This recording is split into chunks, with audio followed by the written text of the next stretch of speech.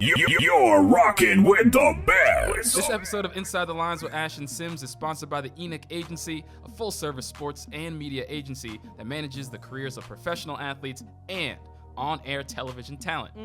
The Enoch Agency offers a leading level of expertise in contract negotiations, media relations, I might need that, and draft preparation. And also, the agency holds not only the NBA, but NCAA and FIBA certifications, representing professional athletes both domestically in the U.S. and internationally. So, if you overseas, hit them up for sure. Ooh, I'm going to sign up right now. For more information, visit their website, theenochagency.com. But listen, you can't even play basketball. Wow. Yeah, just go visit the website. That's the Enoch Agency, ENOCH, agency.com. Hornets, no timeouts. 6 seconds. 5. Walker with a 3 to tie. Yes! We've seen it before. Newton drops straight back. There's a crossing route. McCaffrey, touchdown. That's big time. We talking about practice, not a game. Not the game that I go out there and die for. How silly is that? But we talking about practice, man. What are we talking about? What up? Cheer. Welcome into episode 36 of Inside the Lines with Ash and Sims. I'm Sims. I'm Ash. What's up, Ash? How you been? I've been blessed. You've been blessed? I think we need to start off with a bit of congratulations. We'll add in the claps underneath. Ashley Holder. Yeah. It's back in business. Yes. Tell the people what's up. So I'm the newest sideline reporter with CBS Sports Network. Hey. It's crazy, right? Like I can't imagine them being like, let's throw it down to Ashley. Who? Right. You'll be like me? Yeah, me? Oh, shoot. Let me start talking right now. Okay. Yeah, I'm excited though. I mean, it's a new opportunity. I don't have to move out of Charlotte, so that's nice. I can stay stagnant. I'm She's just still traveling. here, people. I'm Don't still worry. Here. I'm still doing the Hornets. Everybody was asking, are you leaving the Hornets? I was like, no, not yet. It may happen. Hey, it's probably going to happen. It's just not happening now. Hey, it starts as a little bit. It starts out with something like that, right? They move you and use you, right? And so. But I'm like traveling like crazy. Like for the games, I'm like, I only have to leave like 1 or 2 days. I'm leaving like a whole 5-6 days. Like, so I didn't expect that, but I'm really, really excited. Like they were like, yeah, we have production meetings. I'm like, what? Yeah. You got to meet with every coach, the players, practice. I'm like, man, this is going to be dope. So I'm just excited. So shout out to everyone that said congratulations. Shout out to Josh for listening to me just cry for months and months. But, we getting back on it. Hey, this is Things just the are moving beginning. slowly but surely. It's happening, yeah. All right, so we got a special guest in the building today. You heard him a couple weeks ago on the podcast, but now he's in studio with us.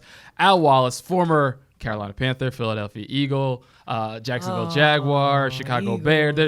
So you brought him on because he was a former Panther or a former Eagle? Don't worry about that. Co-host of Panther Vision pregame report, color analyst for the Charlotte 49ers radio broadcast, co-host of the Carolina Line podcast, and just all around entrepreneur. He does everything probably under the sun. Pies and I actually do. saves the homeless. For real? I do cook. Yeah, my daughter, a 14-year-old, loves baking. I love cooking. I wanted to be a chef when I grew up. Oh, there you go. I was a big boy. I can't imagine that Never lived actually that on out. you. Yeah, but I love to cook, man. It's peaceful. Chef Swole. I can't. It's not peaceful at all. Like I'm very stressed out. When you bake?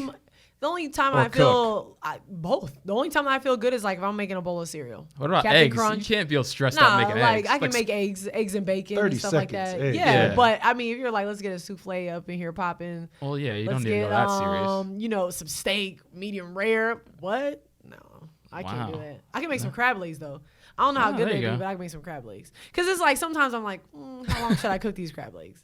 You know what I mean? Isn't that just boiling water? That's though? what I thought. You just boil Yeah, crab legs. no. It comes down to the spices. You gotta know the spices, the season. herbs. You gotta see, season. You Yeah, thought there you thought I was like an assault pepper. I have a it. shellfish allergy, so that's why. Oh, okay. So My mom does too. I don't know. Yeah, my mom does too. Okay, yeah. I don't actually eat a lot of seafood. I just eat basically what you're allergic to, which is crabs and lobster. Shrimp?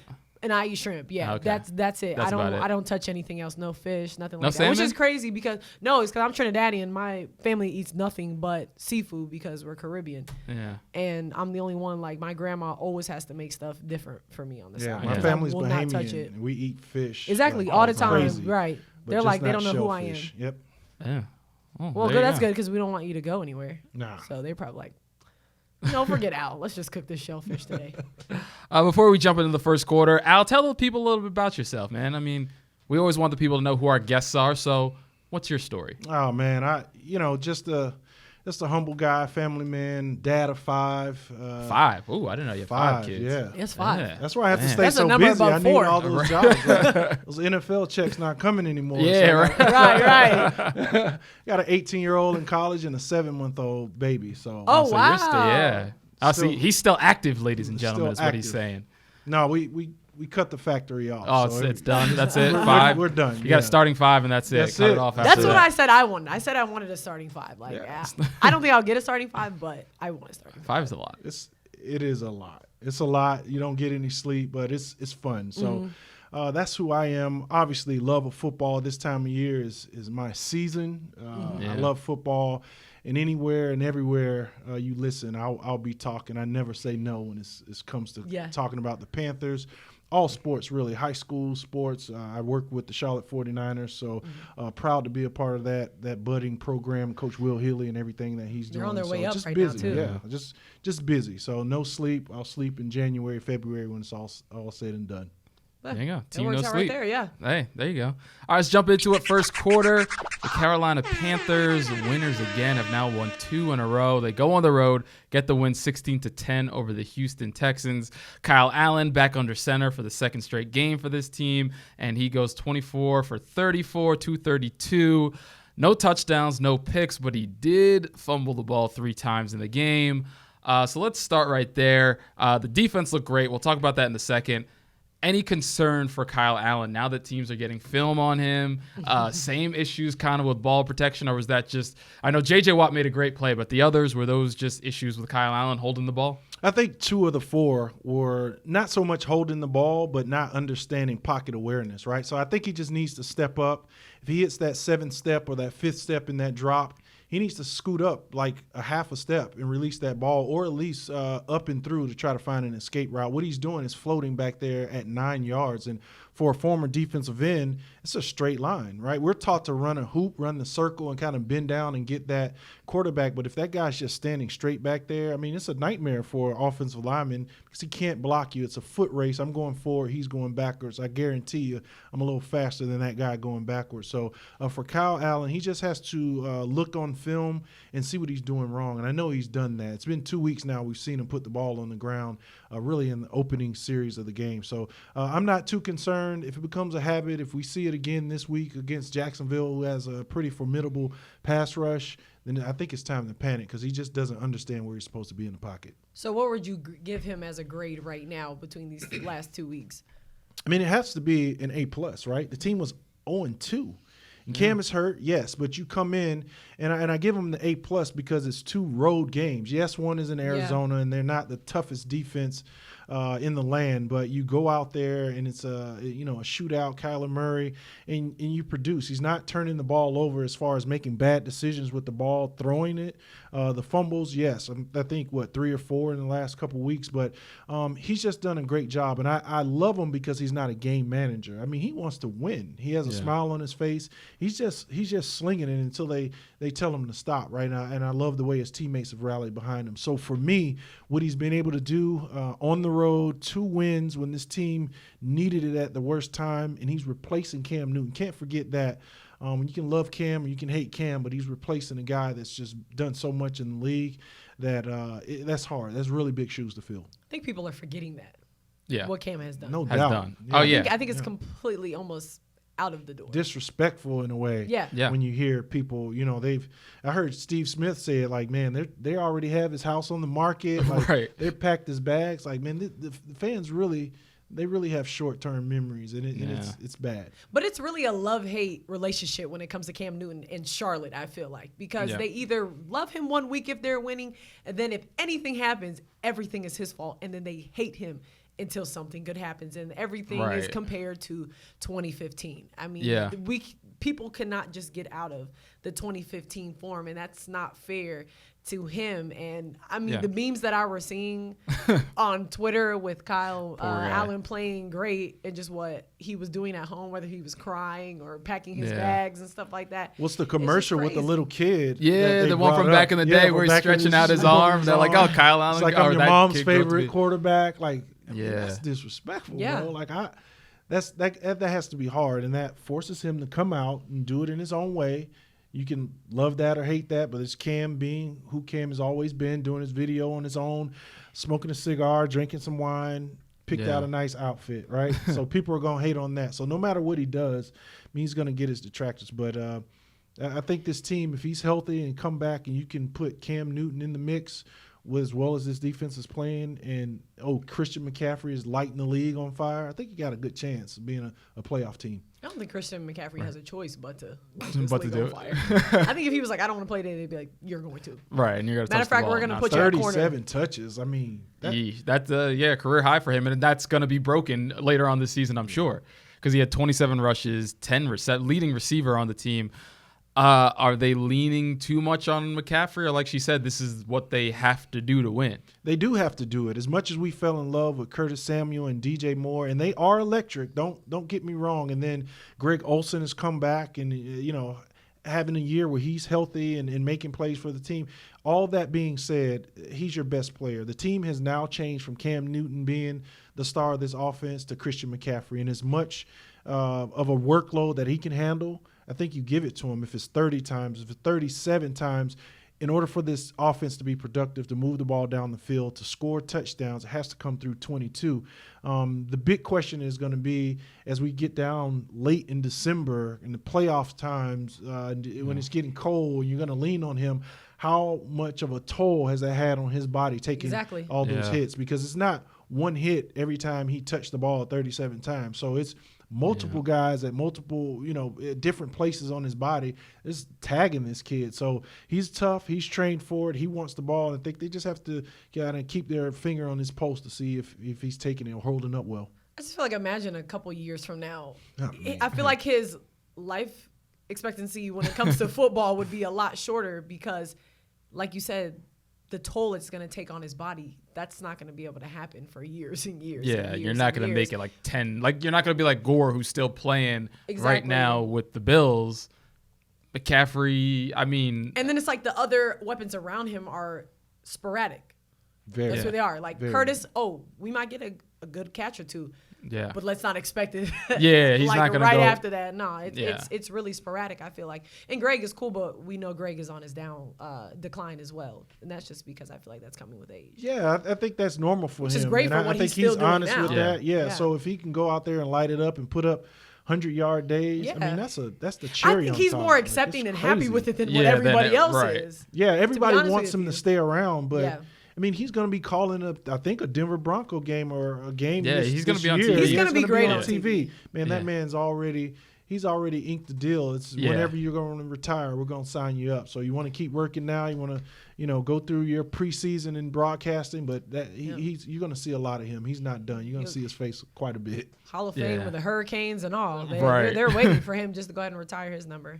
Now, you touched on something earlier before we got on, but what's going to be that dynamic like? Because on the road, Cam Newton did not travel with the team. They're going to be home for the first time since Kyle Allen has been starting. They've already said Kyle will play this weekend because Cam's still recovering. How has that dynamic sort of changed from a guy that's been in a locker room when a star, and Cam is still a star, is on the sideline over your shoulder and Kyle Allen is out there and the team wants to rally around him, but they also want to protect Cam's feelings and be like, you're still our guy, bro, don't worry. But also, you got to big up Kyle at the same time. Yeah, I think it's going to be tough. The perfect medicine for this team was to be on the road. And not necessarily without Cam Newton, but not having him there in that locker room on that trip. I felt like the team had freedom to celebrate Kyle and everything that he was able to achieve. And you saw that in the locker room, and you heard it at the podium with guys who talked about how excited they were for him. Now you get a home game, and we're assuming Cam Newton's going to be there. It's like big brother, little brother. I mean, you're looking over your shoulder, and you want to celebrate with him. You want to support him, but not too much because this guy is looking, and you're our guy. We don't want to, cross those lines to make you think he doesn't want to step on his toes. Yeah, we love him. Yeah, you don't want to step on his toes. So you tend to defer to that guy, and I would hate a situation where Kyle's kind of caught up in that kind of thinking. And I don't think he's like that. He's pretty unflappable. He's been out there. He's done a great job. Another example is Shaq Thompson we talked about. Shaq Thompson is doing that void of Thomas Davis. Yeah. And not that those guys aren't friends and they couldn't coexist, But the thing is, you just defer to the older guy, the Walter Payton Man of the Year. He's the automatic leader with that C on his chest. Now that he's gone, I mean, Shaq looks like a totally different football player. He's everywhere. And you think 2.5 sacks or so. He's averaging, 10 tackles a game. He's just done an absolutely a great job. And I don't know that he would have been able to do that with Thomas still on this roster. So the injury comes out today. K'Wan Short hasn't been able to play the last 2 games. He's got a partially torn rotator cuff. He's done for the rest of the season. Credit this team. They built depth going into training camp, but they built depth with a lot of versatile guys, a lot of linebackers as they switch to the 3-4. How does this affect this team now? No K'Wan. They've looked good without him, but, we're only 4 games into the season. Yeah, they're going to have to shift their mentality and maybe their scheme. I know they've gone back and forth, been pretty fluid between a 4-3 front and a 3-4 base, and putting all those athletes on the field with the 3-4. They've drafted that way. You see Marquise Haynes and Brian Burns and Christian Miller, those body types, those outside linebackers, they will translate to a 4-3. They can put their hands on the ground, and most of them did in college anyway, so they're used to it. Where I worry now is the 3-4 defense. Without KK, you're going to be leaning on a lot of guys to play that 3-4 defensive end, that 5 technique or that 3 technique. You still have Gerald McCoy out there. Vernon Butler's going to have to be a guy who had a huge stop, a big play. He's going to have to step up and play. Kyle Love's another guy. So it's going to be a heavy rotation to make sure you can fill that if you go out there in the 3-4. But I really think they're going to go to more of a 4-man front. That'll free up some of those guys. They'll be in a better position. And I think they're doing a decent job of transitioning personnel right. Those guys are not 3-4 body types. The interior guys, the outside guys, they've all but made that transition. The best is Mario Addison, who's just been on fire. He's a defensive end. He's playing, on his 2 feet, hands in the dirt. And I consider him one of the most underrated pass rushers in the NFL. No one talks about him, but, every year he's getting 9, 10, double-digit sacks. So hats off to Mario. He's done a great job in transitioning to that outside linebacker position. What have you seen from the secondary so far? We were worried going into this game because Dante Jackson wasn't going to be able to go, when you're like, well, this Texans team has some pretty good receivers and they could just exploit that second corner position with the backups. Cockrell comes in, plays well. Elliott gets some PT. They get picks. Up front is a big reason why, but is there still any concern if Jackson's still banged up for longer? No, not with, Ross Cockrell. I think you mentioned Javian Elliott. I think Cockrell's awesome, man. We saw him last year and he got hurt, and we all knew that would be a big blow to the secondary. He's played a lot of snaps. He's not a young guy. He's been around quite a bit and seen a lot. So his smarts, the way he stayed at home on that kind of reverse, that toss that Hopkins threw to him just like a punt. It was a terrible throw. He never even looked at the coverage, just threw it out. That blew my mind, because if you're in the red zone and you have Deshaun Watson as your quarterback, who's one of the best weapons in the league, why are you giving it to Hopkins to throw the ball? Too cute. Just pound it up the middle. That's what offensive coordinators do, man. They have those plays, all those plays on that sheet, man. They have to dig deep and find something that's going to impress you. But I like this secondary. And I think Dante Jackson's a star. Deshaun Watson likes it too. Yeah. They broke it down. They broke down that defense. Oh, man. Great. He showed his IQ, right? Oh, yeah. His football IQ. I really learned a lot. I did too. I was like, and then what? As soon as he said, "Do you know what coverage they're in?" I was like, "Here we go. He's about to school this guy." Yeah. So he's a smart guy. He's a stud at quarterback. I think if they can protect him, that team can go far. But they haven't been able to find offensive linemen. So James Bradbury, it's a guy that seldom gets talked about, but he held Hopkins to 5 catches and 41 yards. He's just a quiet player. In general, he's a quiet guy and a quiet player. Yep. So that's who he is. So I think it's solid. You just I think like they have more depth. I like him because he's bald. I want to be a DB in another life. 200 pounds. I'm never going to be 200 pounds. But yeah, they're good. I like them, man. They do a good job, and they really needed Dante Jackson. His skill set is one thing, but his energy and his personality is another thing. And it brings me back to Josh Norman. Yeah. It's that attitude. It's that swag. And Trey Boston also brought those two together. I mean, it's a problem, man. For the offense, they're going to – that's a lot of hair. They're talking in practice, and they're talking to their opponents. Man, you need that edge back there in the back end. Did you get to see the All or Nothing with the Carolina Panthers? I did. Did you watch it? Okay.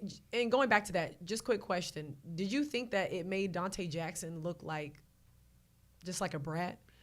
It did. It felt like they were picking on him a little bit, or they edited that in a way that was not as flattering. And he's a pretty outgoing guy. So for him to have a gripe with it, it told you like, man, I'm not quite like that. That's not a great representation of who I am and what I was feeling. But when you're a rookie, you feel like that. All of us have felt like that. Like the coaches are coming down on you. And it's the old saying, like, if I'm a coach and I'm not talking to you, I'm not correcting you, like I don't love you, I don't care kind of thing. So I think if he, goes back and takes a look at that, they just want him to be their best. They're just trying to squeeze that orange and get as much juice as they can out of a guy who has a lot of juice, man. I like Dante Jackson. Yeah. So this team has 2 more games till the bye week. They got Jacksonville, then they go across the pond, as they say, and they play the Bucks. So where do they stand going into that bye week? I'm scared of the Bucks, man. I think Bruce Arians finally found something with Jameis Winston. They are confident after that, that first win here early this season. I think they feel like they can beat the Carolina Panthers, especially with Kyle Allen. Right. I think they feel like they can get after him.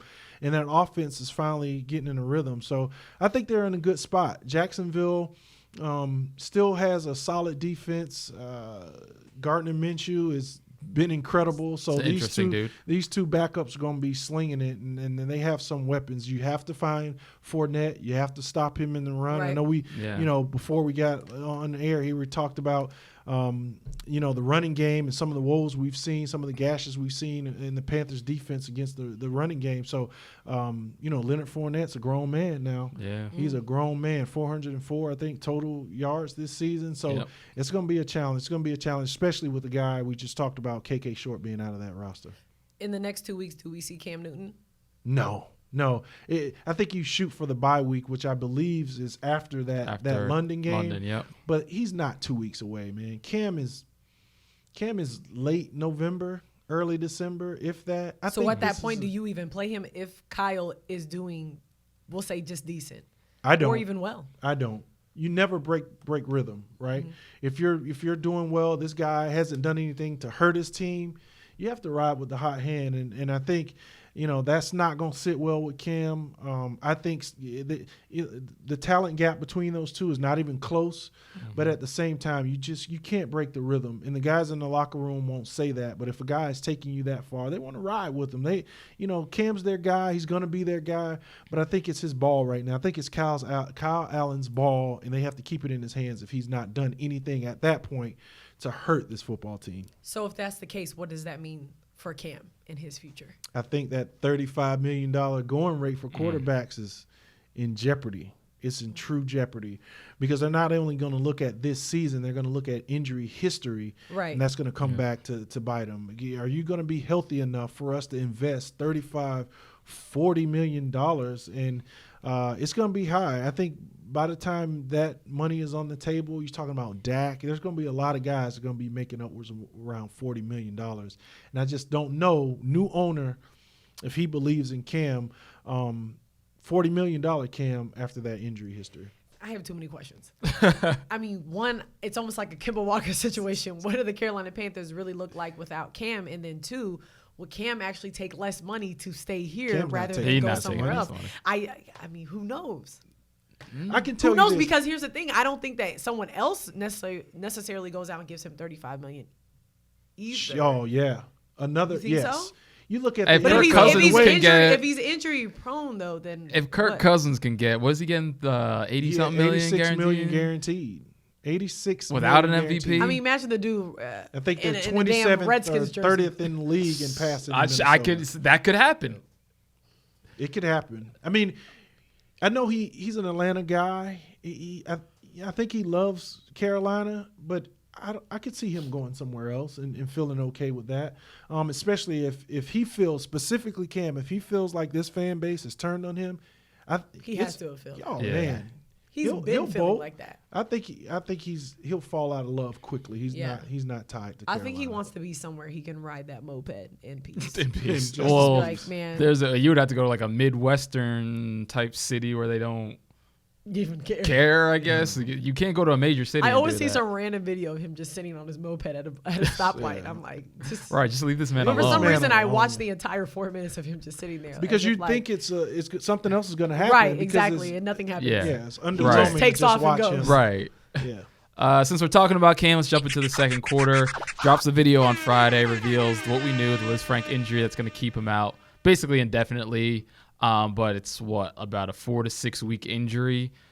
What were your takeaways from the video outside, of course, the wine, cigar, the outfit? That's just what Cam does. So the people that are hating on him from doing that, that's who he is. So chill out. That's Cam. Yeah, get over it. I mean, it's the same people that are going to talk about the scarf and the hats and the clothes. Like, I think you have to accept that man for who he is. That's the only way you can. And he's not going to change. He's just not going to change. And other people dress eccentric. Like Russell Westbrook does that in the NBA. You're not really. It's the quarterback standard. Have you guys, seen DeAndre Hopkins? Like, guys dress like that, but none of the quarterbacks do it. So that's the standard he's being held to, and I think he's fine for breaking that mold. When a white guy does it, they're just like, "Wow, this is right." So Gardner swag. Minshew's out there with a mustache, jean shorts, jean shorts. And, was it Fitzpatrick? Yeah, Fitzpatrick. He wore Deshaun Jackson's, and they were like, "Oh yeah, look, clap it up for Fitzpatrick." It's such a double standard. Yeah, so I appreciated the video because I thought it was honest and raw.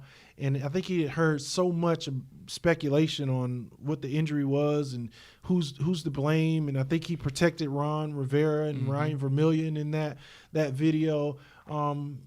And I expected it to be in his own way. For all the media folks like, man, why didn't you do it at a press conference? Have you not been to a Cam Newton press conference? Right. He does not feel comfortable standing up there fielding questions. He wanted to have that time where he can answer in his own time, in his own way. And yes, he has a cigar. And yes, he has some wine. So expect Cam to be Cam. But I think it was honest. I think it's as honest as I've seen him since he talked about his shoulder and not being able to throw the ball. I think we really saw, for me, the maturity of Cam, where he was okay with expressing himself and being vulnerable, saying, I'm hurt. I'm not Superman. I'm hurt. I could not run in warm up, and I got out there and I was in my own way, my own worst enemy, and I hurt my team. I think he knows he hurt his team. His team probably could be in a better position. Maybe not, but I think with Allen back there, Kyle Allen back there, they had a better chance of winning those first 2 games. So do you fault him then for playing when he knew and he admitted I couldn't run and he knew that going into week 1? Do you fault him for playing through that and costing the team wins? You're asking me, a guy who's played with multiple broken hands, 3 broken ribs, cortisone shots, Vicodin until I couldn't take Vicodin anymore, hiding from the trainers because I've had concussions, multiple in games. No, I don't blame him because that is the culture in pro football and football in general. I have little cousins who play Pop Warner. You play. You get out there and play. It's you feel like you're a tough guy. You think you're better off. The team's better off, and he said it with 50% Cam than 100% Kyle Allen. That's his ego. You love him for that. That's why he's Cam Newton. So no, I can't fault him for that. I understood exactly where he was coming from because I've been injured. Severely and decided to go out there and play because that badge of honor of saying I played 6 straight seasons, 16 plus games a year, it means something. Yeah. When they introduce me in certain, places, they mention that. And I feel great about that. My entire time I played for the Carolina Panthers, I didn't miss 1 regular season game. That's 5 straight years. So you take pride in that. And there were broken bones and MCLs, and you just brace it up, tape it up, Tiger Balm, do whatever you can, and then other things. You go over and beyond. I mean, when I tell you Vicodin and pain pills to mask those things, shots in the back room, you just get that stuff done because that's what you're trained to do, and you know that next man up mentality. I mean, the next man might be better, and we've already talked about that. Do you stick with this guy because he's performing well? There's no reason to take him out. So I don't blame Cam for that. I actually understand exactly where he was coming from. Well, let me first apologize because Josh did not bring you in that way. So you didn't say. I said a lot of things in the You beginning. didn't say that. I said so a lot I of mean, Good things. job. I'm you flattered. could have did a better listen, job, Josh. listen. You know, you're really slacking I'm on your flattered. job over here. I'm So flattered. sorry about that. Let me first say that. Wouldn't be a But- podcast if Ashley didn't throw me under the bus. But it sure wouldn't be. But number two, with Cam though, I also feel like, and maybe you can speak on this with your own personal experience when playing in the league. I also feel like some coaches might come and be like, "Hey, you're good to go, right? Okay, you're gonna play, right? Okay, we need you out there." Like almost like not saying that, you know, oh, it's okay if you don't play, but it's like you kind of need to play. Like, you know what I'm saying? Yeah. And I feel like, I'm not gonna say it's Rivera or who it is, but I kind of feel that Cam has probably gotten that pressure that he needs to go out there, he needs to play, and that could be a big reason. And I said that to Josh of why he's out there running when he can't run. It's because everybody expects him. So I don't think that's just on him as a player. That's on the staff. Everybody everybody on Twitter, everybody like his Right. family, his friends. You're right. I didn't even talk about social Everybody's, media and stuff you know, like they're that. gonna Yeah. be like, "Hey man, you're okay. You're gonna be out there, right? Like you good to go." And he's yeah. gonna say, "Yeah, I'm good to Right, go." it's that I mean, we pressure. just had a recent incident of this with Earl Thomas goes after one of his teammates in Baltimore because he doesn't suit up. He goes through warm-ups. I can't remember the D tackle name. I think his last name is Williams maybe. So he goes through warm-ups. Man, I can't play. My knee's hurting. And he sits out. Well, Baltimore gets rolled. You know, they lose one, and Earl Thomas goes in and all but attacks the guy in the training room because he decided not to play. So that mentality is still there. Earl Thomas, old school guy, been in the league for a long time, an absolute warrior. So he's thinking, man, you're going to have to shoot and kill me for me not to be out there. And it's, again, the old football adage, man, are you hurt or are you injured? If you're hurt, you suck it up. Everybody's hurt after day one of training camp. Fingers, knees, everything's hurting. But if you're injured, and Cam he's injured. He cannot run. And that's, I would love to say it's 50% of who he is as a quarterback. It's probably 80. Yeah. Without his legs, I mean, he's pedestrian at best. Not saying he can't throw the ball, but we all know his deficiencies as a thrower, as a pocket passer. So without his feet, we saw what it would cost this team. 18 inches. That's what it would cost this team. Can't get 18 inches. They couldn't call on him. So that's a huge difference from the guy we know down in the red zone that was pretty much automatic. Is there a situation where Cam Newton is healthy and Kyle Allen remains the quarterback of the team this season? Yes. I think there's a situation. Cam's going to come back. And I think if you're Ron Rivera, knowing who he is, former player, I think Ron's, it sounds bad, but he's going to go down with the ship. I think he'll put Cam out there just because it's Cam. He likes veterans. He'll appreciate everything that Kyle Allen has done for him, but he's going to ride with Cam. So it would be hard for me to think 100% Cam is somehow holding a clipboard watching Kyle Allen out there. But I think they're going to have to get down to that decision. I just think Kyle's too much of a great decision maker. He's doing such a great job with his offense that he's not going to hurt himself to the point where you're forced to take him out and he's not going to make it easy. Is what I'm saying. He's not going to make this. He's going to almost manage the game. So I think there's going to be a situation where they have to make a tough call. And if he's rolling, I honestly believe, and I may just be crazy, but I believe they'll ride with him if it gets too late in the season. You're talking 5-6 weeks left. And this team is a playoff team, and they're still fighting and scrapping. I don't think all that time Cam is out, I don't think you put him in there and kind of let him get back up to full NFL December football while you're trying to make a playoff run. I don't think they're going to risk that because it's a new owner, and he wants to win. Well, and he comes from a winning mentality. She's going to bring up the Steelers, of course. Keep winning. He comes from a winning mentality background. Did you hear me say that? I heard you say it. I like the Pittsburgh Steelers. You want to mention the Steelers some more on this pod, or just? I mean, did you see? It's a weekly did you thing see against Monday the Night Football? Bengals. The Bengals finally win. Yeah, the Bengals. I don't care. We talking about the Bengals? I don't care. They scored 3 points. The point is, I don't care. A W is a W. It's on the win column. What are you saying? Okay. But yeah, if I would have said the same thing to him about his stupid Eagles, it'd be a problem, right? Yeah, they're 2-2. A win is a win, though. They went on the road and beat the Packers at we're Lambeau. also the best franchise. We have 6 rings. So shut up. Doesn't matter. We have 6 rings. You guys are definitely not close to that. So we got one. Great. And what an NFL championship too. So like kind of like 2 rings Anyways, or whatever man, it was 5 before more. that. 5 more, and then you can talk to me. He's All a right. hater. Well, you love how we're claiming this and we never played for either team. I was like, I played for all these teams. And that's what I think is just amazing about sports, man. You get so like into it that you just feel like you played. Like, I wish I could make a tackle in an NFL game. I wish I could catch a ball. Do you think you could make a tackle in an NFL game? I wish I could talk crap out there to like the next dude. Like, you know what I mean? I wish I could score a touchdown. You know, just hop over. So many things I wish I could. You should put on a helmet and see what it feels like. No, not even feels like. You just should hear the sound of the contact. And I think that'll scare you out of wanting to actually do it. I'd do it. I think I would, I think I'd be, I thought I would be a tight end. Then I went to outside linebacker, inside linebacker. My position changes very. Versatile. I'm very versatile, yeah. I'm more like a Christian McCaffrey on both sides of the ball. I got you. Wait, what is this, high school? But you're in the NFL playing both sides of the ball. I am playing the entire game. There's not one point where I'm not out. 100% of the snaps. Yeah, basically, that's just what it is. All right, cool. So let's send it up to halftime. Let's send it to our sponsor, and we'll be right back. You're rocking with the best. This episode of Inside the Lines with Ash and Sims is sponsored by the Enoch Agency, a full-service sports and media agency that manages the careers of professional athletes and on-air television talent.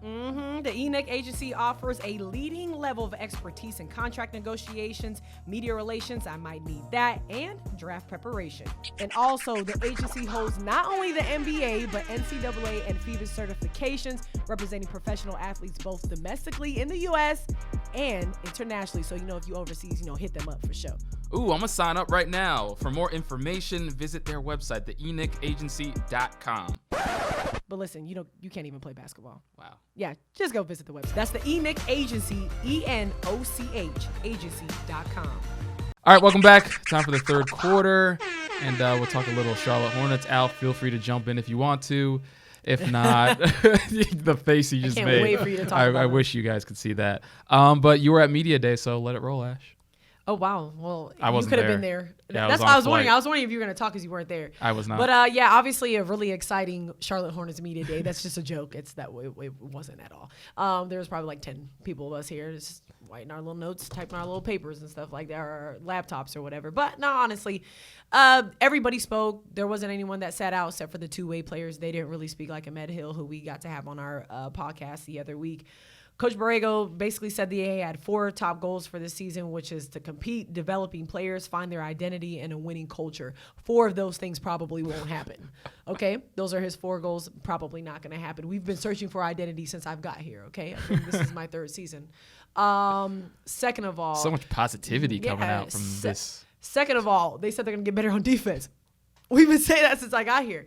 I'm just saying I want to see the progression happen to what they're saying. Now, granted, this is a second-year coach. He just got here last year. So, I think he's making strides.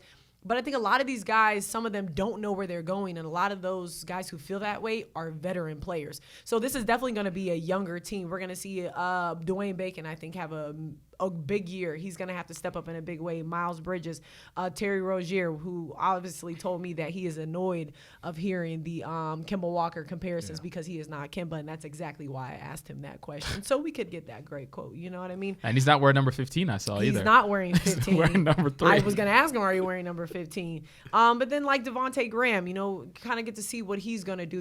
They brought some good point guards in, Joel Berry, third, or he's in the second. Oh, they brought him in? I didn't know they brought him in. He's at training camp right now. Yeah. Former UNC, former UNC Tar Heel. So they're making some competition for these guys to have to work. Cody Zeller, he returns back obviously, but can't stay healthy. I also just read that he let me not say that. That was Cody Martin. There's 2 Codys on there now. I forgot the twin guys. Zeller. Cody Both brothers, Martin Caleb rolled and Cody. His ankle. Yeah, he has a high ankle sprain. But basically, and then, Marvin Williams and, Nick Batum and MKG are guys that they're just pretty much waiting for their contract to be finished, and then they're going to figure out where they're going from that. I think Batum still has 2 years left on his. Marvin and MKG will definitely probably 100% be done after this year. They won't be a Charlotte Hornet. And they asked MKG, which is Michael Kidd-Gilchrist, where do you see your role? He said, I don't know. Oh, that's great. He said, what do you think about the youth movement? He said, I don't know. I said and that you can tell that's a guy that's frustrated because he knows he's not going to play. He's not going to have he's not going to be a starter. He's not going to have a significant amount of playing time. So it's probably frustrating for him, but I think he should have known that before. Right. He should have been getting that playing time before. Opting in or opting out? You said you talked to him about that? Everybody opted in because if they opted out, nobody would opt to pick them up. Right, because MKG's making a lot of money. He's making like 16, MKG 17 million or something like that. It's crazy. He wasn't going to get What's the problem? I guess I can switch the tables here. What's the issue? Charlotte seems like a good enough city, good enough basketball destination. Not. A lot of people don't look at it as a good city. Not for an NBA destination. From what I hear, a lot of players don't look at Charlotte as a great city to live in. And I think it's because you have to remember these guys are coming in young. So when you get like older and they're like, then you get past, let's just say 30, 31, which is not old by any means. But once you've been in the league since you've been 17, 18, 19, 20, at this point, you're tired of doing the same thing. So you can chill, you can do your thing, you're living a little bit different life than what you were your rookie year. People that rookie year, I feel like, are still looking to have an amazing time. I mean, you could see the excitement on people's faces when they get drafted to the Miami Heat. You know what I mean? Because it's a constant party. So I feel like they're not looking at the opportunity sometimes. But here, at least what I can say is there's a great opportunity for someone to take over, if not multiple people. And Miles Bridges said something I like. He was like, he's not the face of the team. A lot of people are the face of the team. Like, all of them make up the face of the team, which is a great media answer. But it is true because no one person, I think, is just going to be the Charlotte Hornets. That was Kemba Walker. A lot of questions were still asked about him. Cody Zeller said it himself, like when they were going through September workouts, it was weird that Kemba wasn't there. He has played 6 years with Kemba. That is his main source. That is his pick and roll. They know each other like this, and that's what I was talking to Josh about. Is now that's going to need to be reciprocated with Terry Rozier or Devontae Graham or whoever's going to be on the court at that time, depending if you play them together. Who knows? Yeah. However that decides to work. But I also saw a picture of the Oklahoma City Thunder, and I sent it in our group chat, and I was like, we have got to be better than these dudes. It's like Steven Adams and Chris Paul and a bunch of dudes. What's his name? Danilo Gallinari. Dennis Schroeder. Dennis Schroeder from Germany. Battle for the worst record in the league. Bro, he played with my cousin 2 years ago. What? Like, come on. I know Dennis. Like, no. So the Charlotte Hornets won't have the worst record in the league this year. I honestly don't think Charlotte will have the worst record. I just think that people are going to assume that because we lost Kemba. And Jeremy Lamb. Your two leading scorers are gone. Yeah. Let's not forget but about But I also think what Dwayne came and said, like, these young dudes could hoop. If you let Dwayne go off for 30 a night, I'm not saying 30 a night, but 30 here and there. Let's just sprinkle in that. Let's just say Terry goes for 20 plus, okay? Yeah. You get Cody getting 20 plus. Like, I don't think you are losing every single game. Like, how people think. I just don't think we are the worst team in the league. It's just hard for me to believe that. I think that our team could go head-to-head with the Oklahoma City Thunder. I think they could go head-to-head with the Cavs. Now, we're going to be towards the end. Don't get me wrong. We're not going to be that good, in my opinion. But I don't think we're dead last and the worst team in the league. I mean, someone gave us like 3 arrows down. I'm like, yeah. But that's just off the strength, again, of Kemba. Then, yeah, we lost Jeremy Lamb. Well, if you're at the bottom, wouldn't it? I mean, I think I heard a quote from Borrego. I mean, he didn't want to say it was like a rebuilding year or tanking year. I mean, he just tried to come up with so many words to tap dance around. They don't know. Like, why not? Like, why not try to restock this team? And can you do it? And it's always been a question. Can you do it with MJ, with his hand in there? That's where I think where I think MJ is kind of setting himself up too, because he brought 2 new owners in. He still is going to have the say-so of the decisions. But I also think half the time the decisions are made, he is out of the country for most of the time. When Kemba was gone, he was in Italy. That was a problem for me. I almost felt like he should have walked the dude through almost the locker room and talked to him and helped him take his stuff to the car.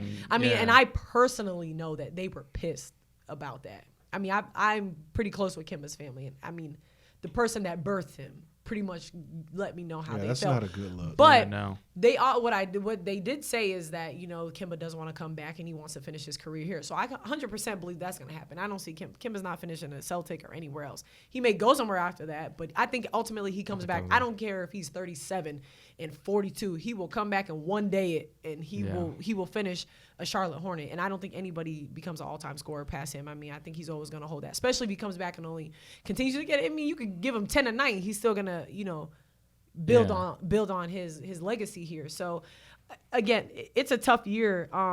It's not going to be the most exciting year, but I think it's wide open for young guys to set themselves up for their contracts of wherever that's going to be.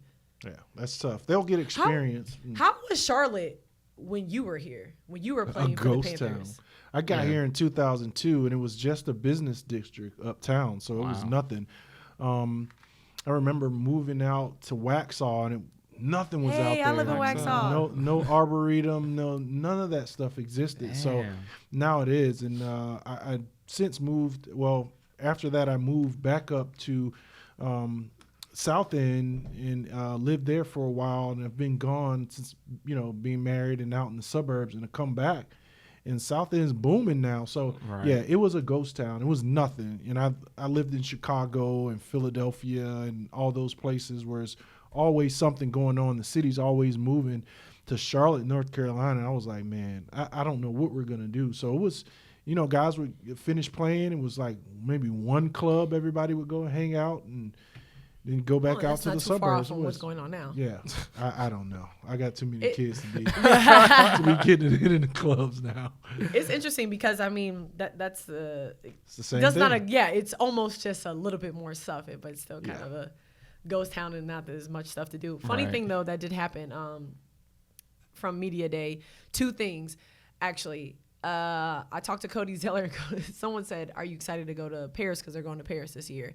And he was like, yeah, I took 4 years of French, and I literally know no French. And he was like, how'd you take 4? Yeah, exactly. He literally knew nothing. And it was just funny because it's like Cody doesn't crack jokes. So it's like you look at him, he's just funny. But besides that, he doesn't crack anything. So that was kind of cool. And then Miles Bridges and Dwayne Bacon released 2 joint rap albums over the summer, which actually is pretty good. Like, surprisingly, check it out. Because, I was working out to some music. I went up to Miles and was rapping the lyrics. Like, that's how much I love this one song. It was fire. I can't really say because it's not appropriate. But I love that song. And I asked him, I was like, so, if you and Dame Lillard, y'all were to go up against him, who you think would win? He was like, oh, for sure. It'd be me. Like, he just has more exposure, but it would definitely be me. I was like, oh, okay, cool. That's all I needed to know. He was like, yeah, but he also made that diss record about Bagley. So he was like, you don't have to say it. I was like, oh, so you're telling me not to put it out there. He was like, basically. Right. And I still tweeted it out. Man, basketball players feel so much more free than football guys. As far as they being know they get that bag a lot quicker than you that guys, and that bag is contract, long. they feel good, man. You can that do anything. And with it's that. crazy, because I argue with this all the time. Now, here's the thing. You probably not gonna like this, but I've said this multiple times. Is this something? I don't want to lie because I was gonna admit. Go ahead. I just don't feel bad for athletes. I don't. But I will say this. I don't feel bad for athletes because you're making millions and millions. Now, you're making millions and millions of dollars to go play a sport that you love and you have played your whole life. So I've seen grandfathers and people that are like super old working 9 to 7 just to put a bowl of rice on their table. So I can't feel sorry for you because you don't get to stay here, or you broke a leg here. I mean, you got $12 million this year to figure out what to do with your leg. You know what I'm saying? So I just don't feel sorry. But I do feel sorry for football players that they don't see the type of money that basketball players do see. Or guaranteed money. Right, and I know it's less guys on that team, but it's the way that the things that your body goes through when you play professional football is just not the same way. I don't care that the basketball players are playing 82 games. And even though they're playing 82 games, you're not even counting the minutes that they're actually playing in those 82 games. So it's crazy because you'll see these basketball players go out and get $50 million off of 2 years, and they're straight for the rest of their lives. They're cool, and they maybe got a little nudge in the post, because it ain't like when the Bad Boys was playing and stuff like that. It's soft now. The NBA's a little soft now. So that's the only thing I do feel bad for football players. Not enough guarantee money, and you don't get a lot of money. You got to be up there to go ahead and get that contract now. You know what I mean? Yeah, it's 53 guys that teams owners have to pay versus those 15. So it's crazy. But the turnover is so high. I understand why they won't guarantee those contracts, but they have to do something with our CBA, our collective bargaining agreement. But basketball players, it's completely different level of money, and they you can see it. I mean, those guys are able to. They have enough money, to do a lot of things with. I mean, starting business. You still hear about guys going broke in the NBA, and they blow it. I mean, they live that way too. So if they're making 50, I mean, you see them. Everybody's shining, like you said. They're blowing it, and guys, I'm gonna rob them. It's 1% of the guys that are going to be flaunting those types of cars and money in the NFL, but NBA is that's the first thing they do, and that's the first thing they talk about is like, oh, I'm gonna get this, I'm gonna do this, and I'm like, it's cool. Like you should reap the benefits of what you've worked so hard for. I'm not saying that, but it's just like, do it sporadically, be kind of safe. And it's funny because save some up. I have cousins in the NBA, and then I have so many close friends that are in both sides of the league, and my dad is always on them like, all right, I'm going to hook you up with my financial advisor. Like, he is just on them all the time. He was like that with Josh Richardson. He's telling Bam Adebayo the same thing. He was telling Mike that, he'll be in the league next year. So it's just crazy. Like, my dad is just that dude that's always on them because it's true, though. Yeah. They blow through it. I mean, I don't know though. You give me $30 million, I'm gonna do some foolish stuff. Right. For the first you're 20 years Yeah. old. You need a strong foundation and family and group around you that's not going to be a bunch of yes men. And that's not a lot of people get that. No, everybody. You're paying for everybody at the club. Who's going to tell you no when everybody's coaching? Yeah, they're like, oh yeah, who's going to say like no, bro? Like you the we man. don't want get another we don't bottle. want bottle service. I'm not gonna lie. My cousin plays for the Atlanta Hawks, and sometimes I'll be like, bro, I'm gonna get this. But that's about it. It's might be like once every 2 months. But when we go to the club and that check come. Yeah. Right. They got big checks. Oh yeah. I'll be like, man, it was a fun night. It's okay. I was there this weekend, did the same thing. So, I didn't pay for anything. And it is true. It's funny because, I know I bring all my friends and, my homegirls. So that he's paying for Dang, everybody. Man. Too many Sometimes people. it be your own people. It be your own people, man. Dang, I'm going to go tell them I love them or something like that. But yeah, I mean, that's pretty much all it was from Hornets Media Day. Right. They don't know a starting lineup, right? That's what he said? That's what Borrego said. There's no starting lineup. But we pretty much, it's self-explanatory. Terry, definitely, and Cody probably are locks. Who else is on that team? Bacon? Bacon's a starter? Well, that's where the problem gets into is you trying to figure out who's going to be that starter in that role. I think if you look at it, I got to bring up the roster. Because they're not going to start the old dude. Because Marvin's probably not going to start anymore. You know what? That's the thing. I don't know because I feel like you got to remember Marvin is such a pillar on this community. Oh, yeah, they love him in this community, but on this team. Like, he's like, he gets mad when I say it, but he's like a dad. And he's not even, he's only 33. He could start at 4. But he has to be. But I think that, I do Cody, think that Marvin, starts. Terry, and then Batum can't start. I think, and then you look at if you're going to start a Miles. You look at. I think they're going to start Miles probably at the 3, right? And then the 2. I don't know where they go. I think this is what it looks like right now. Possibly, it's Terry, Dwayne, Miles, Cody, and then either Marvin or it's going to be Marvin or Malik. Yeah.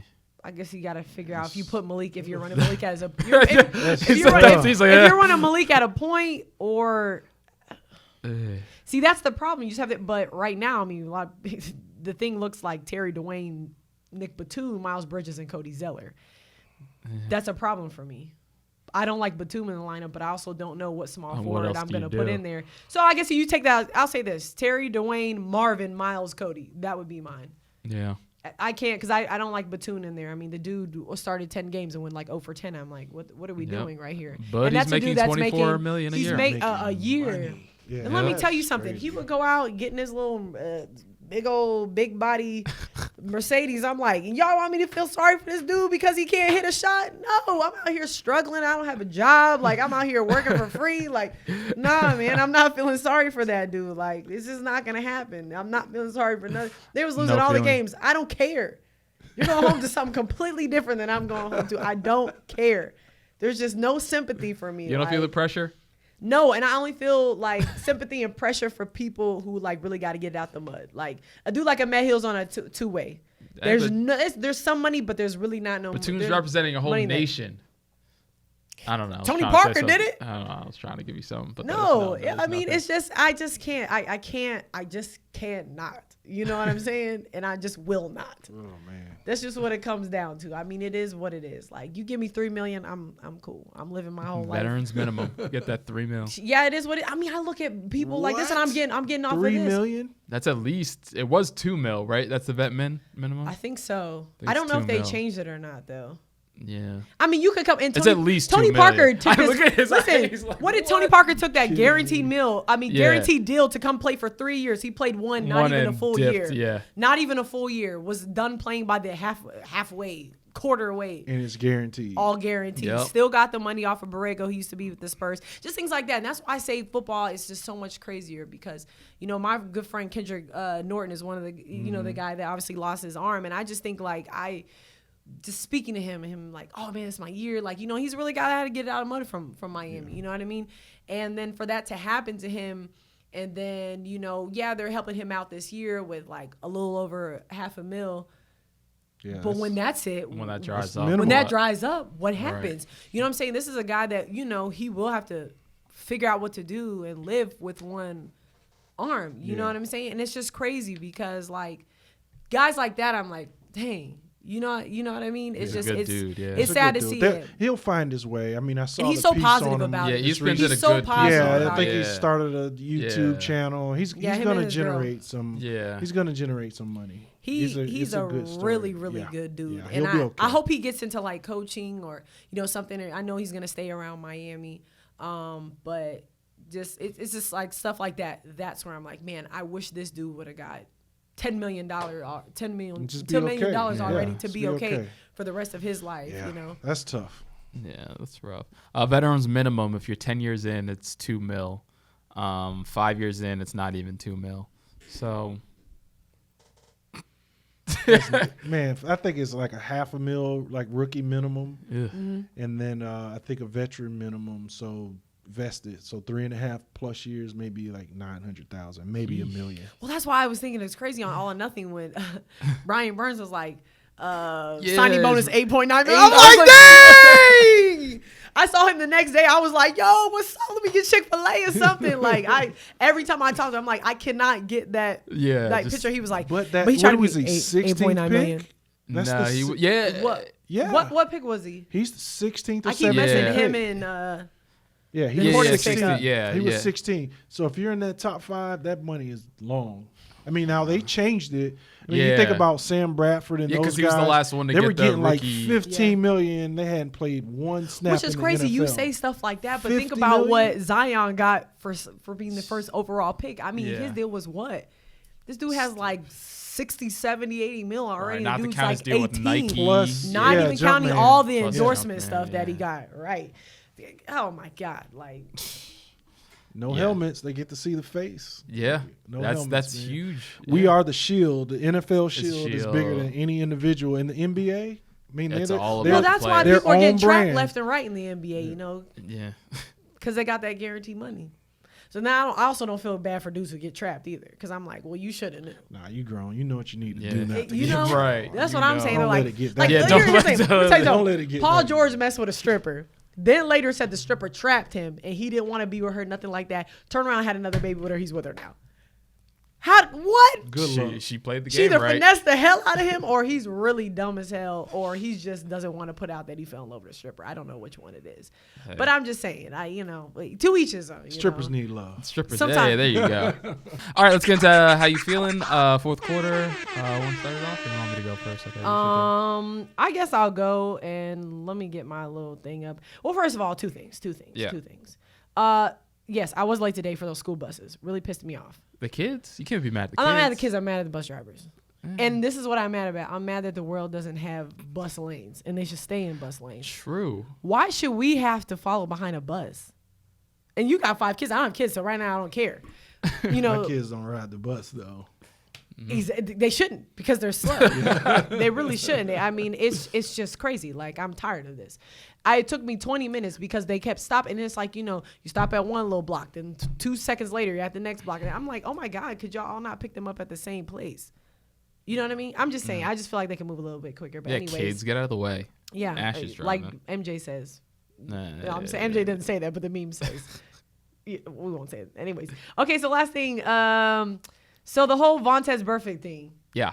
I don't know how I feel because, he has had a lot of dirty hits. Well, let me go and just say basically he's been suspended for the rest of the 2019 season for the helmet-to-helmet hit Sunday against Colts tight end Jack Doyle. So my thing is he's had some dirty hits. And they've came towards the Pittsburgh Steelers. Yeah, okay? Antonio Brown. Never been the same since. That's probably what the damn problem is right now. But he's on a blocking spree, so don't at him. Would you at Antonio Brown? No, QCB got blocked by him, I guess, though. I don't know what he said to him. But I don't know if, he probably said some crazy stuff. But I know he definitely said blocked. some. Yeah, for sure, QCB, Yeah. But... Which I want to know your thoughts on AB anyways. But I'm trying to stay off topic here. I don't know. I don't think he should have been suspended for the whole year? 2019 season. Cumulative. I don't know, because I think that's what sometimes it I was. look at it and I'm like, was it dirty? And then I'm like, well, maybe he can. I don't know. It wasn't my team, so maybe that could be why I'm not as emotional when it comes to it. But he has had a lot of dirty hits. But at the same time, I do feel like he's been warned a lot. So he's had a lot of warnings. I just don't know if it should have been maybe the next 6 games. I don't know if it just should have been the whole season. I don't know. It's one thing to have incidental head-to-head contact, but this guy, he used his head as a weapon to hit Jack Doyle. That, I mean, that was as intentional as it could possibly get. And I'm telling you that from experience. You have to make a conscious effort to lower your head in the way that he did and launch your body towards a guy. So my issue with that is that these guys have families and kids, man, and a life. I mean, you're going to hurt somebody. If somebody gets hurt in football, that's part of it. We sign up for it. But to go out there and intentionally hurt somebody in a head injury at that, we just know more, right? So you got to do better. You know more now. I just don't understand why he would do that, and it's the history. So you think it makes sense? You support that? Yes, and I'm a defensive player. Right. So I wanted to do as much damage as possible. I wanted to pound bodies. I wanted to hurt people. I didn't want to maim guys. He went out there to maim a guy. But let me tell you something. That's going to hurt. But let me tell you something. Career. At the same time, Gruden made that first. Did you see the first episode of Hard Knocks when he was like, "Oh, what are your goals? What are your whatever? What do you want to do? I want nightmares. Going crazy. I want you to take their careers. Well, you got someone saying stuff like that, and the man go out there and do it, then what? Yeah, you got to know your audience. If you're talking to Burfict, then he's gonna hold you by the letter, and he's gonna literally go out there. So, what do you think happens after this, though? I mean, I don't know if it's something he can appeal or if that's what he's doing or whatever. But if he's done, what happens for the following season? Do you think Burfict? That? Yeah, I mean, do you think that he's done because he's not good enough anyway? Yeah. You think he's done? He's not good enough at linebacker anyway, and that's part of the reason why you suspend him, right? His skill set has diminished, so he's not a good enough linebacker to warrant being out there when his only skill right now is just drilling people, just taking shots on people. It's not coverage. He's not a stud linebacker anymore. He was at one point. Yeah. He's no longer that guy. So you put him out there to do what? Put other guys in danger? Basically don't need him. scare them almost. That's right. I think he's done. I think you don't see Vontaze Burfict out in an NFL uniform anymore. You think he'd go out there still? Me? Yeah. Oh, no.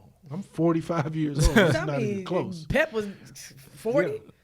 38. Damn near. Yeah, but he's not human though. Have you seen him before? He's not human. KK said he don't even drink water or Gatorade in practice. He just comes up. And he's doing that at 37 or 38 when he retired. So obviously I played with him when he came in 2002. Right. So we sleep in a hotel the night before the games, and it's a short ride over to the stadium. I think we used to stay at the Westin at the time. So had a family and didn't want to have 2 cars on the way home. So we get dropped off to the hotel, catch a ride over to the hotel. Right. So I would ride with Pep, single guy, Dr. Pepper, and a couple Snickers bars on the way to a game. All us old guys are rubbing down with Tiger Balm. We're in the hot tub getting warmed up. He's just chilling out in his locker.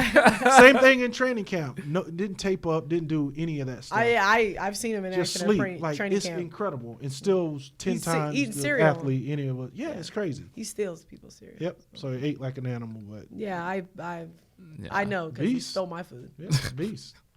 Yeah. How I'm feeling kind of is like that a little bit with that hit, but I was talking to you off air about it.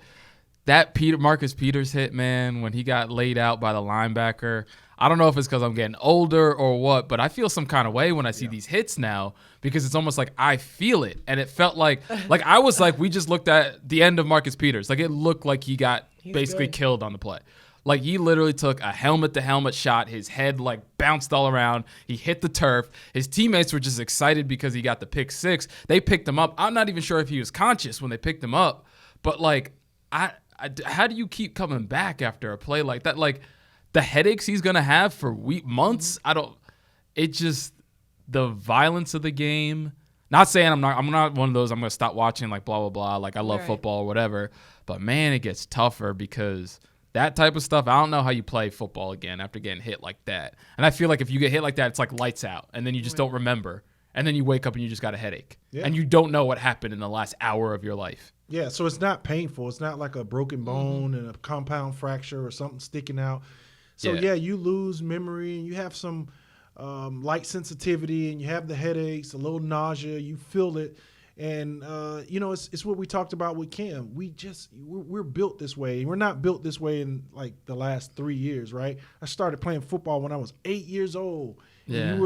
I grew up in South Florida, so it was like, man, if you drink water, you're soft. Like, that was a big thing back in the day. Now, as a coach, you'll go to jail for doing that to kids. So it's just the mentality. Those guys, I remember playing and Anquan Bolden took a hit like that. I remember that one, game. And I thought he was dead. And it, dead. like, broke his face. Yeah. It broke his, like, orbital bone or something crazy. So I thought he was dead, but you keep plugging away and you keep getting up and you keep getting out there. That's just that Warriors mentality. It's not good. People, like, you have to save us from ourselves. We're not built with it. That's what makes us get out there and do it. And again, how I feel, I was just talking to you. I feel lucky to be on the other side of it. When I'm at the games, I can't believe how big, how strong, how powerful these guys are. And the thought of being out there at one point, I think I lose track of my size today.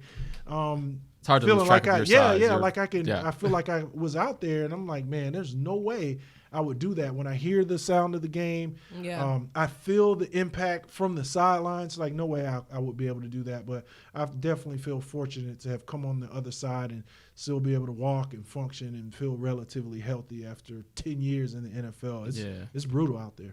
Man. All right, we'll wrap up with how you feeling. So how you feeling? What do you want to talk about?